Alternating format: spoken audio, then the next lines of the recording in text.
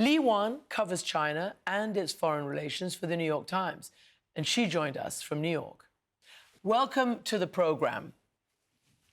Thank you. So, because you keep an eye on all this, even though you're doing it from the United States, what are the most important signals that you're picking up from inside China, the government and the people, about what's happening? It seems to me the government is now determined to show that it's willing to fight to the end. That's what the Chinese Foreign Ministry spokesman said the other day.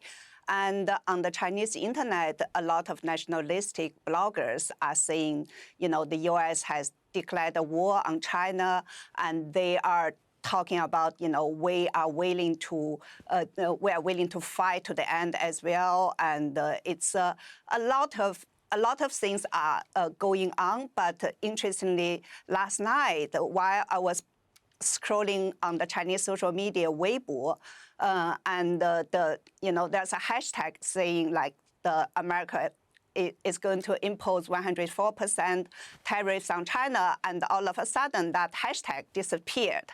And we're not sure, what it means. And also like the 104%, the tariffs of the American tariffs on China, that 104% is also censored. And also, I found a photo of, it's a mocked photo, it's an AI photo of Trump, Vance, and Elon Musk are working on the Nike assembly line. And I tried to send it to a few friends in a WeChat group, and it didn't go through. So there are lots of signals. Signals, and I guess China is trying to manage it by allowing some protest and cracking down on some other.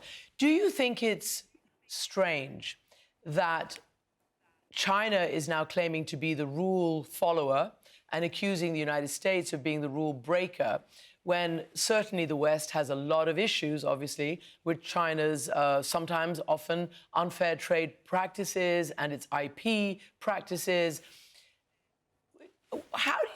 How is this going to play out, do you think, in China's favor or in the U.S.?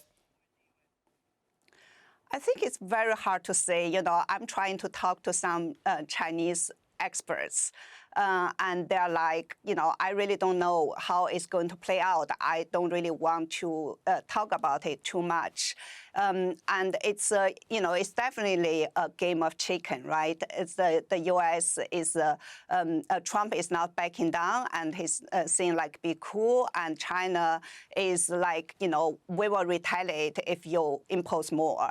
And it's really hard to say where it is going. But in the end, I think, one aspect is that China has demonstrated it has the will, it has the will to keep going. And also, it's the Chinese government has had the history of making people to endure a lot of hardships, right? And it's a question about which government can make its people to endure hardship. And remember, during the Great Famine, the Great Leap Forward, tens of millions of Chinese were starved to death because Chairman Mao was determined to industrial China in a few years or in a few decades.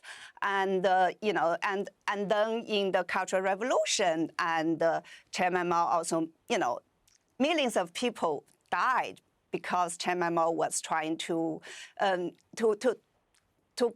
grasp power, to consolidate his power.